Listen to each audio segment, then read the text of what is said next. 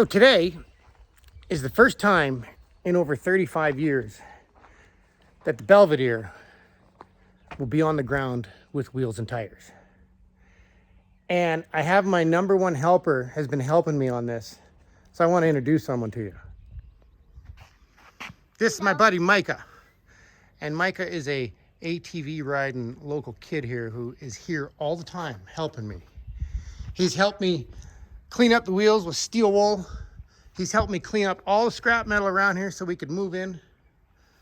So Micah, you rock. Yeah. And Micah just helped me put this thing on the ground. We have the Dana 60 in it, and I have not opened up the rear end or anything, so everything's pretty stiff. It doesn't want to move.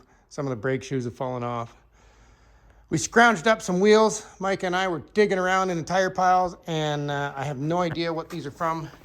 They got a Dodge Ram logo on them, but they bolt on, and that's all we care about. And those are not what I'm keeping on the car. And in the fronts, they had a bigger center hub. So we were wandering around the yard, and strangely, Micah saw a set of wheels and tires on a trailer axle, and they fit perfectly.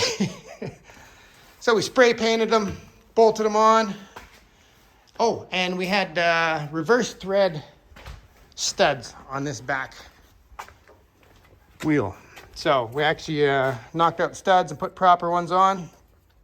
So that'll mean life is normal every time I want to do a wheel and tire change, but we don't have a lot of room for tires under there with that rear end. So we have like a 215 on there. But I'm gonna go get my Dodge and we're gonna drag this thing out for the first time and see it on the ground. This is how Micah gets to the shop.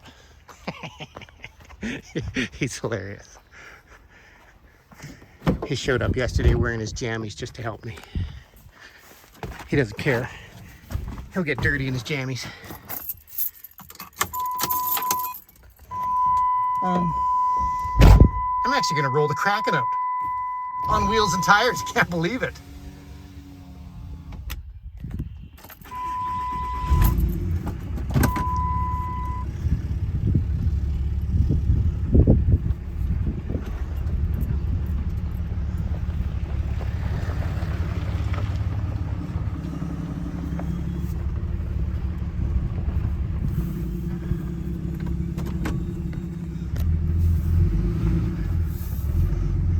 Kind of nice I get to drive the logging truck home on weekends. That is one nice feature about it. I have to burn my own fuel. Alright, I'm gonna hook up a chain. We'll see how this goes. The tie rod is broken off on one end, so steering isn't really good on it, but it's an easy fix. I'm pretty sure I have parts laying around the yard that I can fix it with. Well, we almost got the car out. Almost. Turns out there's no nut on the end and the wheel started falling off. So now we're on the hunt for a nut before we can drag it out. All right, we found a solution. I found a nut. It's not the right nut, and we threw a washer on it because we are swapping these spindles out. So they're junk to me anyway. But that'll hold it on while we drag it out. Boy.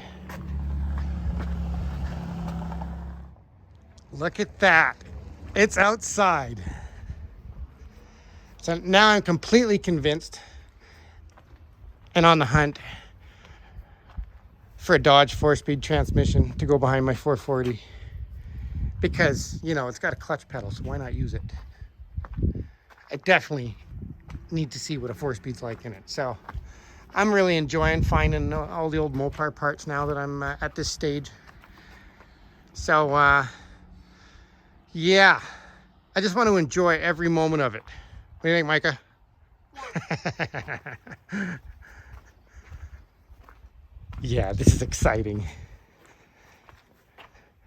Boy, I can't believe it's on the ground. That is just spectacular.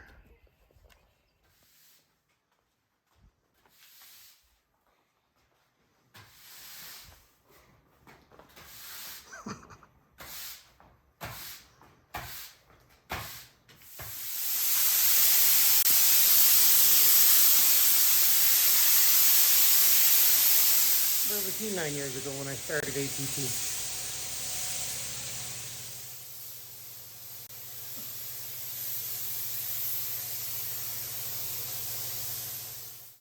So next, I do have to deal with the transmission cross member, and I'm struggling with the bolts under it. Everything's seized on it. So that's all that's holding in the powertrain. But I have an emergency project that I need to bring in right now. So the Kraken is coming out, and the little white Blazer, Mr. White's on his way right now to do some touch-ups, and the only thing left on it is make this taillight and signal work on this side. I don't know what's going on. That's what we're down to. That's it. And he's driving this thing. So yay, making progress, but got to get this out of the way right now because I have a mess of vehicles coming in for a week or two. Yeah, I got myself into something.